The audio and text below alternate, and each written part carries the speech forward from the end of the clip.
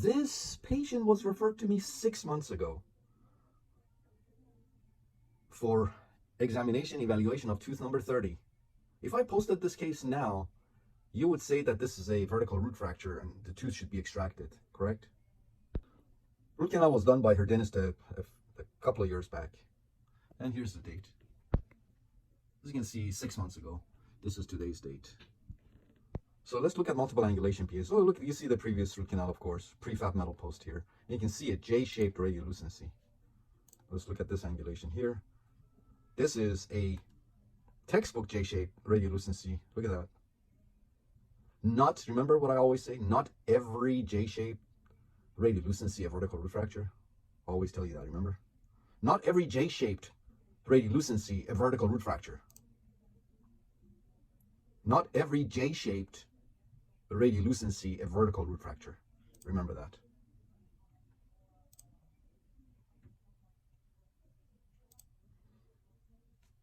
So we discuss options with the patient. As I said, percussion palpation tender, probing is 2 to 3 millimeters all around. I did discuss with the patient the possibility of a vertical root fracture, but I didn't doom this tooth right away. Patient is young, and she wanted to try to see if tooth could be saved. I had a hunch. Take a look here. Sometimes when you miss a canal, you get this J-shaped radiolucency because you missed the canal. Let's take a look at the post-op. Went through the crown and redid the root canal in one appointment for this patient. One appointment, endodontic retreatment. Behold, there was a missed distal canal. Redid the root canal again in one appointment. And that was 6 months ago. Take a look. 6 months ago. 6 months ago. How many of you would have extracted this tooth and not even given the patient? You would have misdiagnosed and extracted this tooth on this young patient. Patient is in her 20s. Well, you would have misdiagnosed and you would have done a disservice to this patient. So we went ahead and redid the root canal through the crown in one appointment. You can see there was a missed distal canal.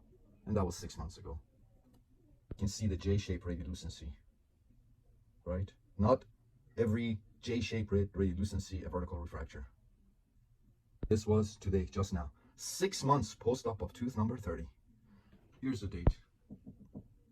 6 months post-op of tooth number 30. What happened to that J-shaped radiolucency? Remember? Healed. Almost completely in 6 months. And here's the date again. 6 months post-op of tooth number 30. Putting the radiographs next to each other. 6 months ago, before we redid the root canal in one appointment. Look at that J-shaped radiolucency there. And today, 6 months later. 6 months post-op of tooth number 30. We redid the root canal in one appointment. Not every J-shaped radiolucency a vertical root fracture. And look at the healing. Would you have misdiagnosed this tooth as a vertical root fracture and extracted it? Well, if that's the case, you would have done this young patient in her 20s a huge disservice.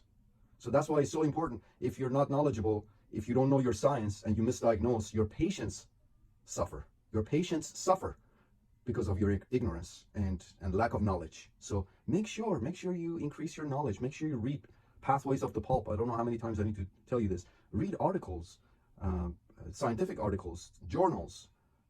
Increase your knowledge. Otherwise, your patients will suffer. 6 months ago, today. 6 months post-op of tooth number 30. Tooth is in full function. A patient had no symptoms, still has the same crown that I went through 6 months ago to redo the root canal for her. So I redid the root canal in one appointment. Look at this beautiful healing. Sealer extrusion did not cause endodontic retreatment failure either. And this was not a vertical root fracture, as you can see. All right, 6 months post-op of tooth number 30. Pre-op, 6 months later.